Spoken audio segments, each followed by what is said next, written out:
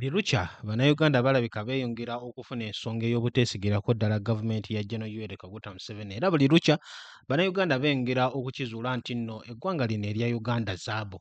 Ntandise bwe nti akatambi kano olw'ensonga nti oluvannyuma lw'ennaku 111 zennyini bukyanga Anita Among ateekebwa under house arrest, omudduumizi w'eggye ly'eggwanga erya Uganda Gen. Muhoozi Kainerugaba yagenda mu maaso okulayira n'akomba kw'erima nti agenda kulwanisa obulyake. Olunaku olwaleero avuddeyo n'alangirira nti kitaawe Gen. Yoweri Kaguta Museveni era pulezidenti w'eggwanga lino erya Uganda agenze mu maaso okumulagira nti Anita Among abeere nga ateebwa okuva under house arrest gye yateekebwa abeere nga alekebwa. Era Gen. Muhoozi Kainerugaba agendedde ddala mu maaso okukakasa nti bagenda kuba tebamuvunaana oba okumuggulako n'omusango n'ogumu olw'ensonga nti Gen. Yoweri Kaguta Museveni agenze mu maaso okumusonyiwa. Obubaka buno Gen. Muhoozi asinzidde ku mukutu gwe ogwa X zibadde ssaawa 5:49 ku nkya y'olunaku olwaleero. Gen. Muhoozi n'ateekayo obubaka obugamba nti Muzeeyi has also instructed me to release Triple A from house arrest.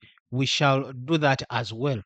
Ng'agamba nti Muzeeyi amuwadde n'ekiragiro ekirala eky'okuta Anita Among okuva mu house arrest gy'abaddemu era ekyo nakyo bagenda kukikola. Bino nno Gen. Muhoozi Kainerugaba agenze mu maaso okubiteekayo mu kaseera w'abadde agenda mu maaso okwewera nti ate ab'ekitongole ekya PASAID ekikulemberwamu mukoddomi we ekimanyikiddwa nga Presidential Advisory on Export and Industrial Development kigenda kuba kisalwako era abo bonna abalyake babeere nga bakwatibwako. Ensonga zino nsobodde zikulambulira mu katambi ke tusoose okuteekayo ku ssaawa zibadde nga 7 olunaku olwaleero era osobola okugenda mu maaso n'okulaba nti okalaba kakati nga tulaba nti nno Gen. Muhoozi Kainerugaba yeewera okukwata Odrek Rwaboogo ate mu kiseera kye kimu agenda mu maaso okututegeeza nti ate ye Anita Among bagenda kuba bamuta era ajja kuba taggulwako musango.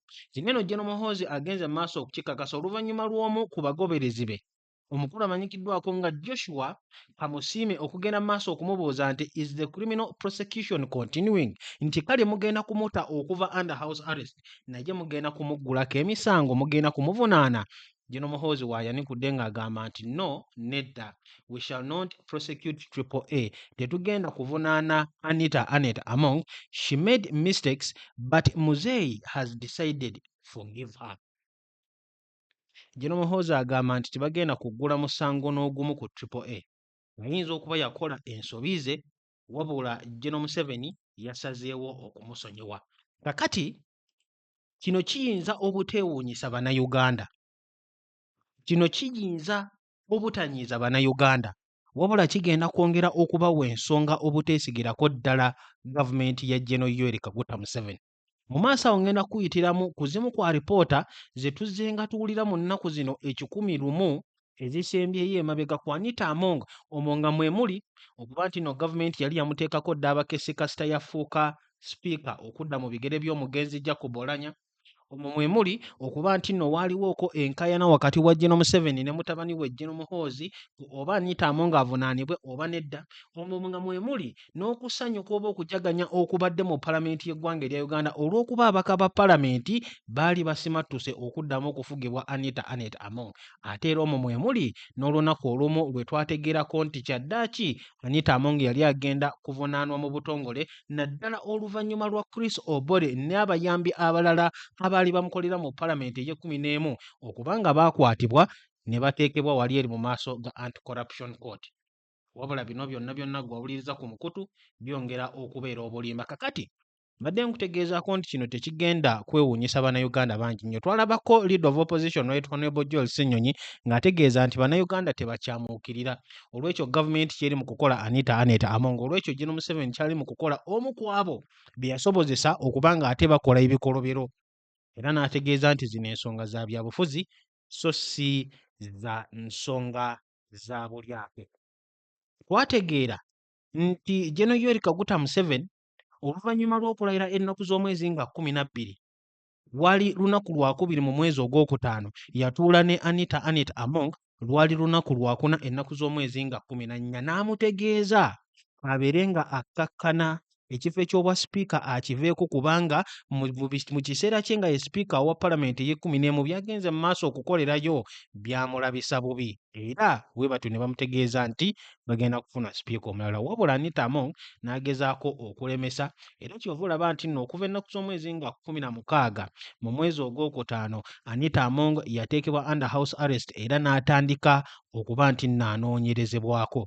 N'ekitongole ekya IGG kyennyini ne kibeera nga kyenyigira mu nsonga zino wabula kaakati ekibuuzo kiri nti ebyo byonna ebyanoonyerezebwako bigenda kuba bikozesebwa ki era kiki ekigenda okuddako okuva wano eno. Tugenda kuddamu okulaba nga gavumenti ya General Yoweri Kaguta Museveni eddamu okuwera okulwanisa obulyake, okusaanyaawo abalyake era okukomya obubbi bw'ensimbi w'omusolo kyokka ng'ate abamu abangi ennyo egenda mu maaso okubasonyiwa.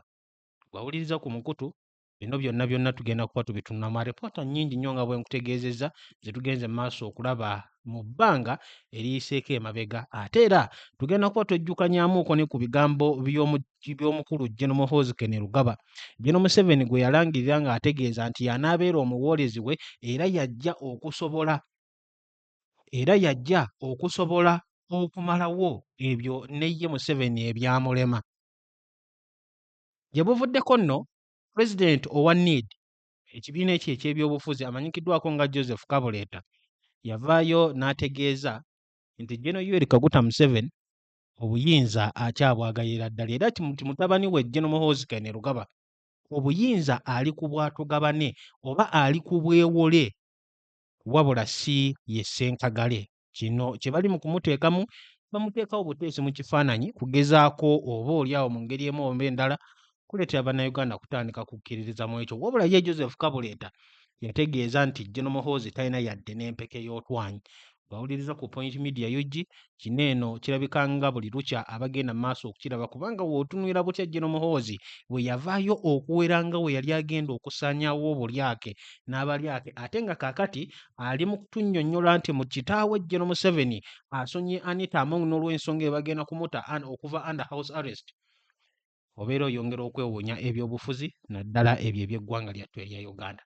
Wabula ensonga zonna nga tunayongera kubanga tuzitegeera gwakyali ku mukutu ogwa Point Media UG nkwanirizaako era ne nkubuuzaako nawe osinzidde okuba nga ogoberera lunaku lwakubiri ennaku z'omwezi 25 tuli mu mwezi gwa 8 omwaka 2026 bulijjo wano we tusinzirira okutuusaako ensonga n'olw'ensonga eyo subscribe nga teekako notification bell tubeere nga tutambulira wamu bulungi nnyo. Mu bufu bwe bumu njagala okwongera okujjukiza musajja wa Katonda ow'obuwanguzi Ibra nga gwe wenna alina ekizibu oba ensonga ezikutawaanya mutuukire ku nnamba eri noti 764673 kakati nga tukomyewo ku nsonga za Anita Among osobola okugamba nti omukyalo ono y'omu ku bannamukisa waneeno mu ggwanga erya Uganda kubanga oluvannyuma lw'okulaba byonna ebibaddewo bangi nnyo baasuubira nti afazaali Anita Among ajja kuteekebwako mu maaso ga kkooti emisango gibeere nga gimusomwa era abeere ng'avunaanibwa wabula n'eyo yonna tetwagenze mu maaso kubanga tutuukayo olw'ensonga nti ate kaakati General Yoweri Kaguta Museveni yagenze mu maaso okumusonyiwa. Twalabako omu ku bakakensa gye buvuddeko omu ku abo yali ba investigators mu ggwanga erya Uganda ng'agenda mu maaso okunnyonnyola nti kijja kubeera kizibu nnyo eri gavumenti ya Uganda okusobola okuprosecutinga oba okuwawaabira oba okuvunaana Anita Among olw'ensonga nti okunoonyereza kwabwe tebaakutambuliza mu mitendera mituufu. Mu kifo ky'okusooka okunoonyeza ne balyoka bawamba ebyobugagga bye oba okumwaza ate bo baasooka kuwamba bya bugagga bwe kumwaza ne bamuteeka under house arrest ate ne balyoka bagenda mu maaso okuba nga batandika okunoonyereza ekintu ekimenya protocol era yali avuddeyo n'ategeeza nti Anita Among asobola n'okuwawaabira gavumenti ya Uganda mu kkooti olw'okumuyisa mu ngeri emenya amateeka. Ate omu ku balala abatunuulizi b'ensonga yavaayo n'atutegeeza nti kiyinza okubeera ekizibu eri General Yoweri Kaguta Museveni okugenda mu maaso okulaba nti nno prosecuting Anita Among kubanga n'Among kennyini naye alina ebyama ebiwererako ddala ebya General Yoweri Kaguta Museveni oba ebya gavumenti ya General Yoweri Kaguta Museveni. Kakati w'otunuulira bino byonna bw'ali ku Point Media UG ekimu ku byo oba byonna bisobola okubeera nga bye byalemesezza ensonga ya Anita Among okugenda mu maaso. era abeere nga agenda mu maaso kuba nti nno avunaanibwa. Kakati mu zimu ku alipoota ezo ze nkutegeezezzaako, mu mwezi ogwa June ogw'omukaaga lwali lunaku Lwakutaano, ennaku z'omwezi nga 5, twafunako alipoota nti General Museveni ono yali ayagala kusonyiwa Anita Anet Among. Era njaga okutegeeza nti ebyo General Muhoozi Kainerugaba byagenze mu maaso okulangirira olunaku olwaleero nti Among kaakati asonyiyiddwa, tagenda kuvunaanibwa, agenda na kuteebwa okuva under house arrest. General Museveni abadde nga akirina mu nteekateeka okumala ebbanga okusinziira ku alipoota gye twagenda mu maaso okuba nga tufunako. Wuliriza alipoota eno. Alipoota yaliko omutwe ogugamba nti Anita Among's fate still unknown. Museveni ready to forgive her as Muhoozi wants her in Luzira. Waneeno we waali obutakkaanya wakati wa taata n'omutabani ababuutikidde ebyobufuzi by'eggwanga erya Uganda. Alipoota etugamba nti entuuko ya Anita Among yali tennaba kusalwawo, kubanga ye Museveni yali mweteefuteefu okumusonyiwa ate nga ye Muhoozi amwagala Luzira. Wabula kaakati okusinziira nti nno Anita Among agenda kusonyiyibwa, okusinziira ku kulangira kwa General Muhoozi kyongera okulaga nti Museveni amaanyi yakyagalina era kyasalawo kye kikolebwa. Alipoota yatugamba nti the fate of former Speaker Anita Among seems to be a bit after President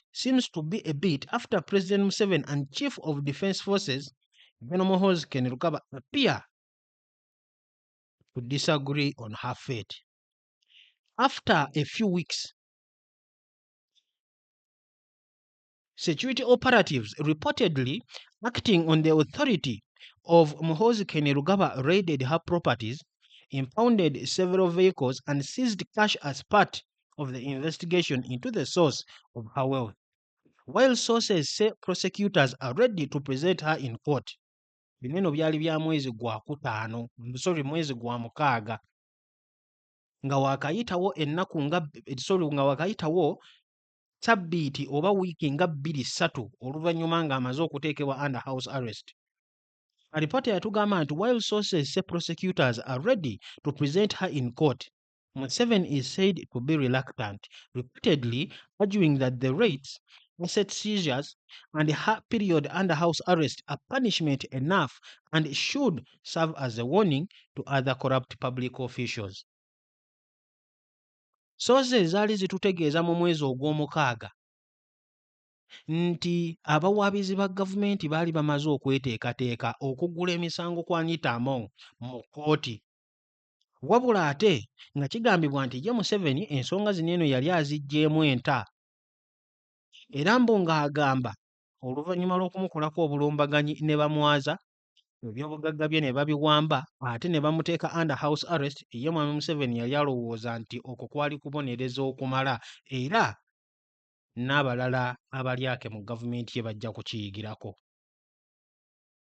He is understood to favor lifting her house arrest and returning her vehicles. Era General Museveni kyali kitegerekako nti ng'ateekateeka okujja Anita Among mu house arrest gye yali amutaddemu n'emmotoka ze azimuddize. Insiders say General Muhoozi is unhappy with the president's stance and would have preferred to see Anita Among prosecuted and possibly jailed in Luzira. Wabula ye mbu General Muhoozi teyali musanyufu n'endowooza ya kitaawe.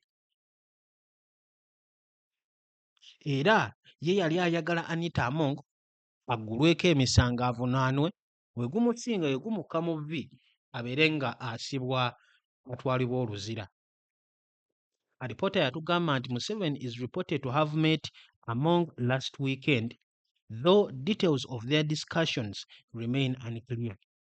Questions also linger over when and how she will re-emerge in public life. Notably, she was absent from the State of the Nation address at Kololo on Thursday, fueling speculation about her political future. Akati, alipoota okusomerako akatono ekyo kye yagenda mu maaso okututegeeza, era twagifuna ennaku z'omwezi nga 5 lwali Lwakutaano mu mwezi ogw'omukaaga omwaka guno gwennyini. nga waakayitawo wiiki ntono nnyo nga 3 Ochieng' Among yali akwatiddwa n'ayazibwa, amamotoka ge ne gatwalibwa mu ngeri ey'obuswavu ate amayumba ge ne geetooloolwa ab'ebyokwerinda nga mw'otadde aba SFC awamu n'abapoliisi. Wabula okuva mu mwezi ogw'omukaaga bwe twafuna alipoota eyo twakitegeerako nti ye Gen. Yoweri Kaguta Museveni yali mweteefuteefu okuba nti asonyiwa Anita Among. Wabula ate ye Gen. Muhoozi Kainerugaba olutalo ku Anita Among yali atandise okululaga naye nga tannaba kuteekebwa under house arrest olw'ensonga nti yavaayo n'ayogera ku mmotoka ye ey'ekika kya Rolls Royce eyakyaka ennyo mu mwezi ogwokutaano, era bangi baali balowooza nti oboolyawo eyo kyaddaaki yali emuviiriddeko emiwunyo okweragaalaga awamu n'okukuba abantu ssente mu maaso, kyokka nga yali avunaanibwa oba yali alumirizibwa okubeera mu lyake. Tujjukira bulungi nnyo ebifaananyi ennaku z'omwezi nga 12 wali eri Kololo ku lunaku Gen. Museveni lwe yalayizibwa ng'omukulembeze w'eggwanga erya Uganda. Anita Among yagenda okugezaako okusisinkana Gen. Muhoozi Kainerugaba, wabula Gen. Muhoozi ng'alaga nti tamuliiko era tayagala kumanya. Olwo nga terunnabeerawo ennaku z'omwezi nga 11 Gen. Muhoozi alina bye yali avuddeyo okupositinga n'okwewera. Ate era ne Kololo lwennyini nga 12 twalaba Daudi Kabanda mu kiseera ekyo yali akyali ssaabawandiisi w'ekibiina kya PLU oba ekisinde kya PLU ng'afulumya sitaatimenti nti baali basazeewo okuwithdrawinga obuwagizi bwabwe eri Anita Among ku kifo eky'obwa sipiika. Kakati katono nnyo katugendeko mu bulango bwa bakama baffe ate oluvannyuma tukomewo okwongera okutegeera n'okunnyonnyoka ensonga eno.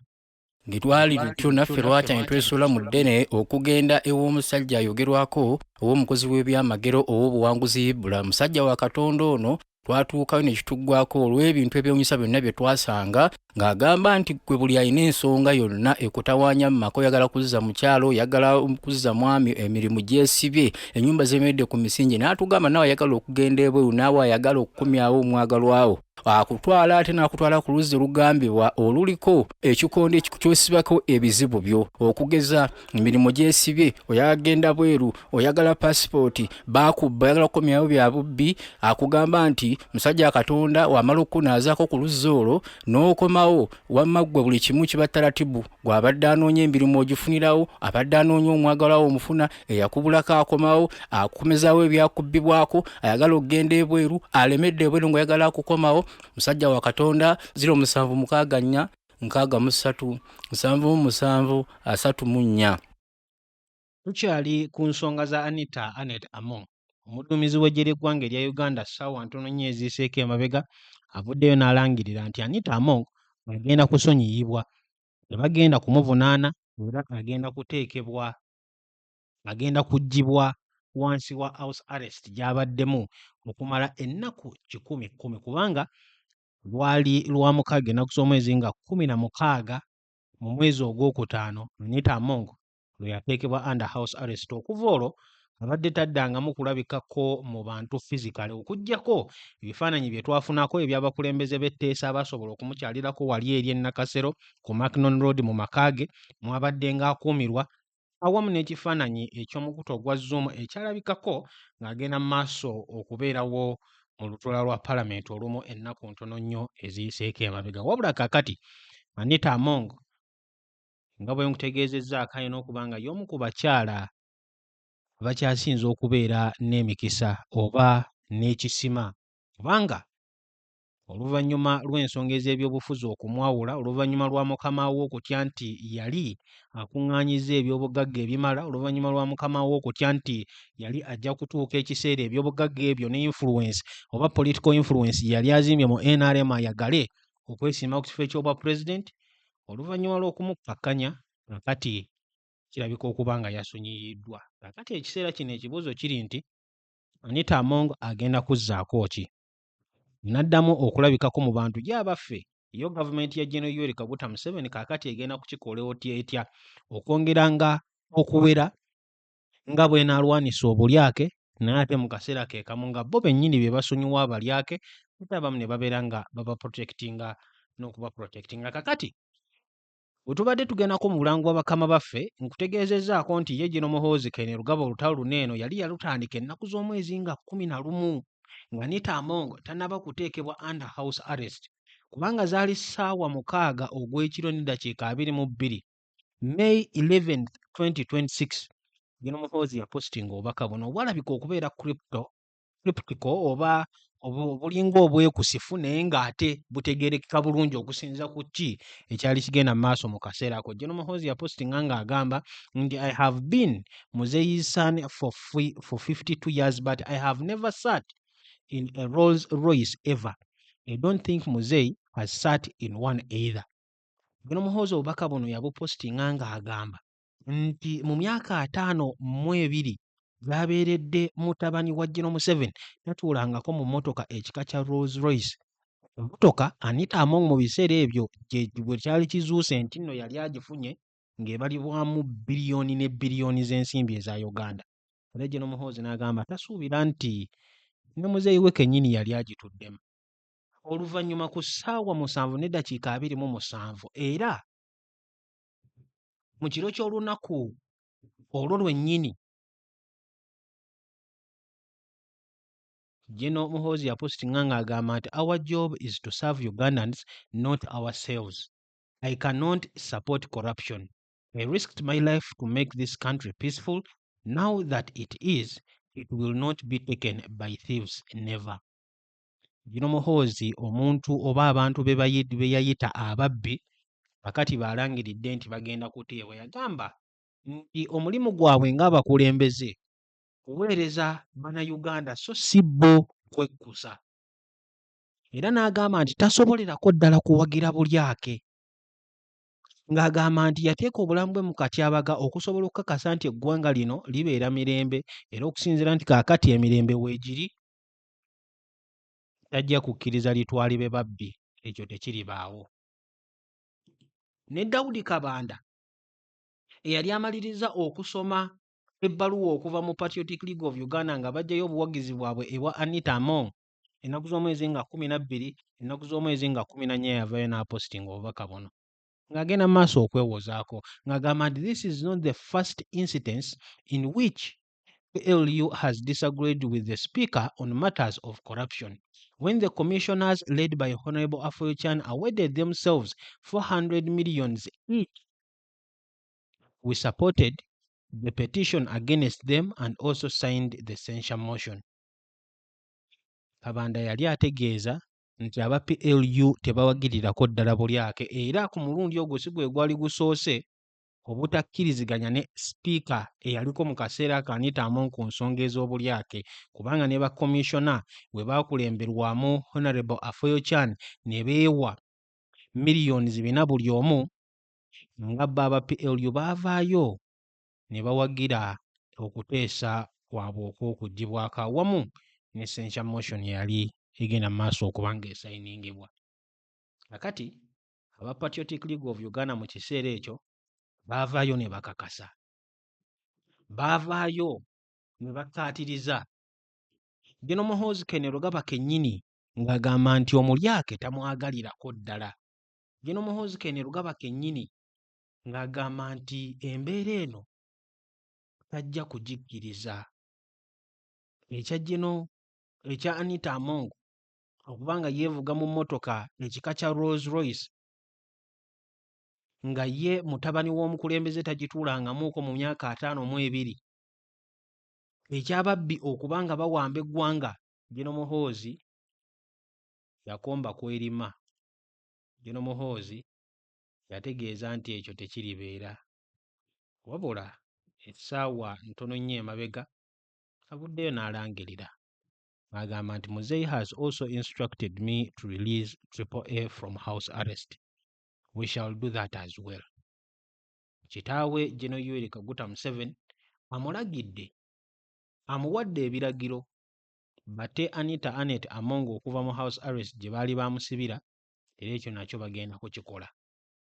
Kakati mu nnaku zino 11 nkutegeezezzaako nti tuwuliriddemu era tufuniddemu alipoota nnyingi ze tusobodde okunnyonnyolako waneeno ku mukutu ogwa Point Media UG. Gwali ku Point Media Alipoota zino ŋŋenda kuba nziyisaamuuko katonotono ozikujjukizaako n'okulaba butya ebintu bwe bizze nga bikyuka okuva Anita Among yali yateekebwa under house arrest. Byamaze emyezi 3 ne wiiki ng'emu. Zaali ennaku z'omwezi nga 19 May, nga wakayitawo ennaku 3 zokka mu mwezi ogwokutaano, alipoota yafuluma ng'alipoota eno egamba nti inside State House meeting, Museveni told Among her extravagance risked a revolt in the army. Nti ebyali munda mu meeting eya State House bino byafuluma nga wakayitawo ennaku 3 zokka nga Anita Among gitandise okumuwunyira. Nti Museveni yagamba Among nti ensaasaanya ye etaliiko kkomo yali egenda kuteekawo obulabe n'okwekyanga kw'eggye ly'eggwanga erya Uganda. Era alipoota ng'etugamba nti Museveni had already received intelligence briefings alleging that a network of politically connected lawmakers working through parliamentary committees and officials in the finance ministry had been inflating government budgets to create room for large-scale diversion of public funds.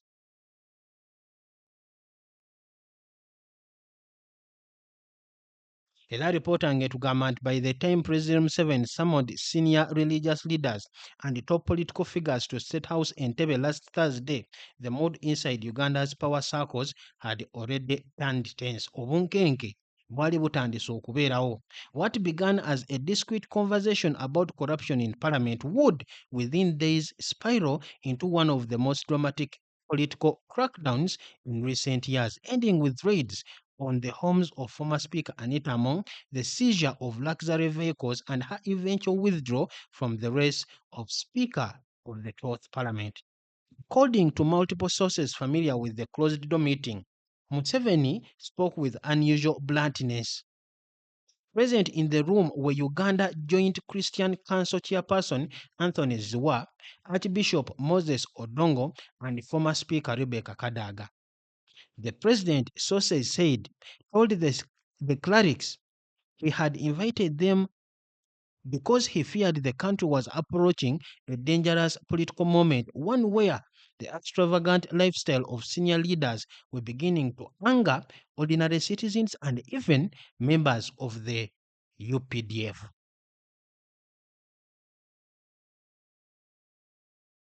Museveni was reportedly particularly disturbed by what he viewed as a growing display of wealth by some parliamentary leaders at a time when many Ugandans, including soldiers, were struggling economically. Eyo alipoota gye twasooka okufuna. Ekyo kitundu kitono nnyo ku kiki ŋŋenze mu maaso okutegeezaako okusinziira ku ebyo bye twasobola okufuna. Alipoota endala ennaku z'omwezi nga 23 lwali lunaku lwa 6 mu mwezi ogwokutaano yafuluma okuva mu mukutu ogwa Daily Monitor ng'egamba nti How State Spied on ex-Speaker Anita Among from 2021. Butya General Museveni oba gavumenti ye bwe yali egenze mu maaso okuketta Anita Among bukya yafuuka Speaker mu 2021. Era alipoota eno ebimu ku ebyo ebirimu yagenda mu maaso okutegeeza nti a confidential dossier pieced together by covert intelligence shows that State House actors put Anita Among under surveillance as early as 2021 when she was Deputy Speaker of Parliament. The voluminous collection of documents, a copy of which the Weekend Monitor has seen, discloses that a reliable asset of one of Uganda's intelligence agencies covertly deployed had Miss Among within eyes shot when, with his strength rapidly receding, it became apparent that Jacob Olanya would never again regain good health. The intelligence agency findings, the product of an elaborate surveillance, painstakingly sketch how Miss Among used Parliament to build a war chest. The dossier delivers a sweeping rebuke of Parliament's financial imprudence, pointing out how the legislative branch of government needed little invitation to inflate costs of its big ticket projects.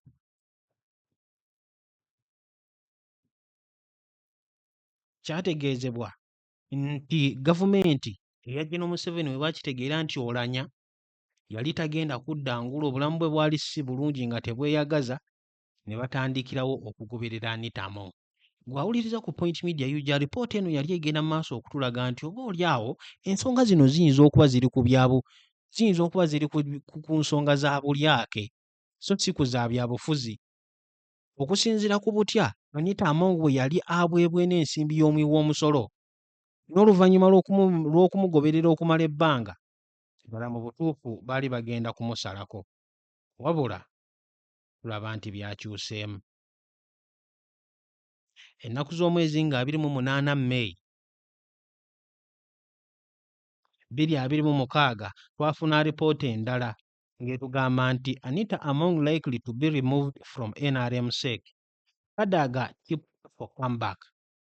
Ku mulundi ogwo alipoota zaatutegeezako nti Anita Among yali agenda kuggyibwa ku Central Executive Committee ya NRM, ekifo kye yali yaakawangula emyezi mitono nnyo emabega mu mwezi ogwa Septemba 2025, era nga kitegeezebwa nti Rebecca Kadaga ayinza okuba yali agenda okudda. Alipoota katono nnyo ojjukusomerako yatugamba nti former Speaker of Parliament Anita Among could soon face a major political setback within the ruling National Resistance Movement as pressure mounts for her removal from the party's top leadership organ after allegations of corruption and abuse of office. Among, who recently lost the race to retain the Speaker's seat, is now reportedly facing possible investigations under the NRM Code of Conduct, with the party leaders expected to review whether she should continue serving as the second national vice chairperson female on the party's Central Executive Committee. Sources within the ruling party indicate that former Speaker Rebecca Kadaga could be considered to replace Anita Among in the influential position. Kolo alipoota eyo lwe twagifuna nga tweyongeddeyo twafuna eno eya entuuko ya Anita Among okubanga yali temanyikiddwa, era nga bwe nkutegeezezzaako nti ye General Museveni yali mweteefuteefu okulaba nti asonyiwa Anita Among. Oluvannyuma ennaku z'omwezi nga 5 era mu mwezi ogw'omukaaga ku lunaku olwokutaano twafuna alipoota ng'egamba nti UPDF officers withdraw from Anita Among's home days after meeting with Museveni. Kyategeezebwa nti Anita Among yali atuudde ng'okwogerezeganya ne General Museveni. Newankubadde ebyali byogeddwa byali tebinnamanyikibwako, wabula mu kaseera ako aba UPDF bagambye wabave mu maka ge. Kakati ennaku z'omwezi nga 6 lunaku olw'omukaaga mu mwezi ogw'omukaaga twafuna alipoota okuva mu lupapula lwa New Vision, guno eno mukutu gwa gavumenti. Alipoota eno ng'etugamba nti inside IGG report on Anita Among, ebyali bifunyiddwawo nga binoonyerezeddwako ekitongole ekya Inspectorate of Government, nga Inspector General of Government IGG Aisha Naluze agenze maaso okubikola, era alipoota eno yagenda maaso okusoma bweti ng'egamba nti officials at the IG have singled out 7 trips allegedly undertaken by Anita Among between September 6th, 2023 and January 29th, 2024, in which reportedly received 2.6 billion Ugandan shillings that was paid directly to her account after she allegedly took a total of 164 days out of the country for official work.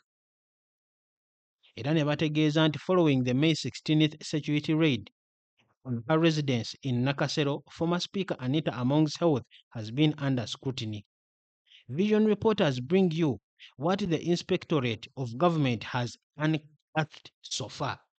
The Inspector General of Police Justice Aisha Nalule Vatala has reportedly written a damning report implicating former Speaker of Parliament Anita Annett Among in ongoing investigations into alleged corruption, illicit enrichment and abuse of office. Emisango esatu alipoota ya IGG gye yalaga obulyake, okwegaggawaza awamu n'okukozesa obubi woofiisi ye.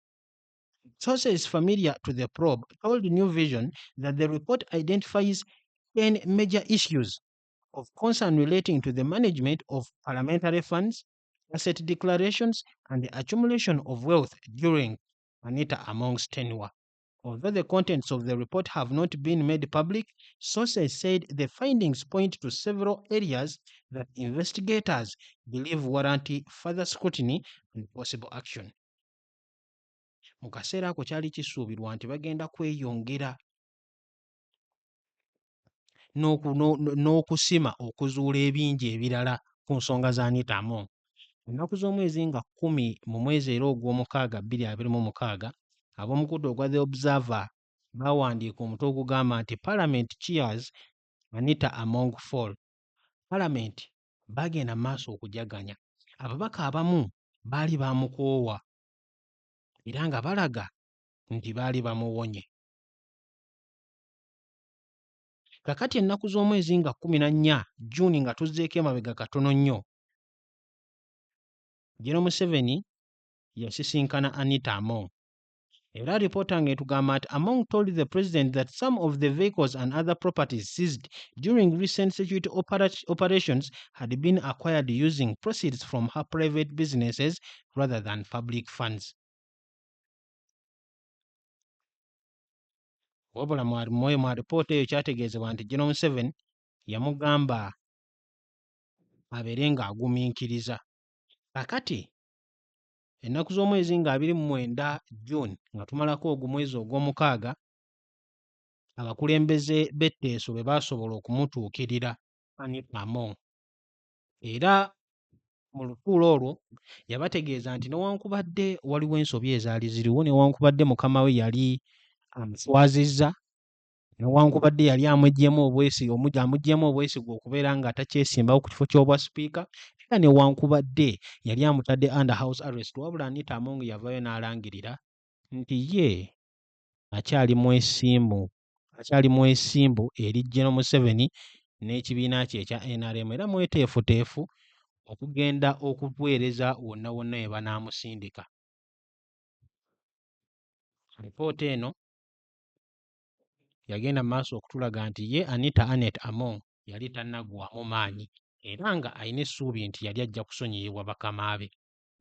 Kakati ezo ze zimu ku ntono nnyo ze twagenda mu maaso okukolako wano, wabula kyaddaaki kino Muhoozi era amaze n'alangirira nti Anita Among tagenda kukwatibwako.